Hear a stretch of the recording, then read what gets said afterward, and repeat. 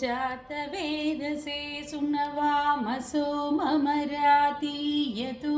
निदहाति वेदः स नः पश्यदति दुर्गाणि विश्वा नावेव सिन्धुं दुरितात्यग्निः तामग्निवर्णान्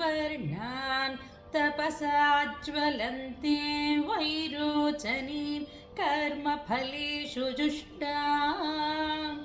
दुर्गां देवीगुं शरणमहं प्रपद्ये सुतरसि तरसे नमः अग्ने त्वं पारयानव्यो अस्मान् स्वस्तिभिरति दुर्गाणि विश्वा पूश्च पृथ्वी बहुला न उर्वी भवातोकायतनयाय शय्योः विश्वानिनो दुर्गः जातवेदः सिन्धुन् नावादुरितातिपर्षि अग्ने अत्रिवन्मनसा गृणानोऽस्माकं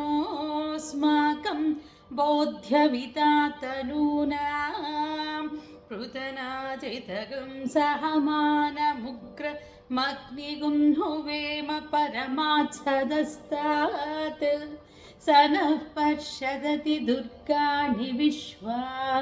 क्षामद्देवो अतिदुरितात्यग्निः प्रत्नोषिकमीड्यो अध्वरेषु सनाच्च होत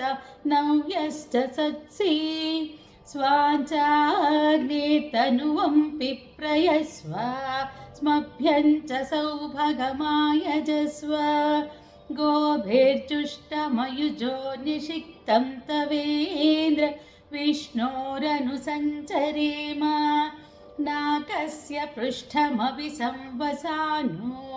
वैष्णवीर्लोक इह मादयन्तां कात्यायनाय विद्महे कन्याकुमारी धीमहि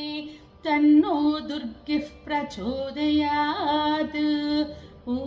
शान्ति शान्ति शान्तिः।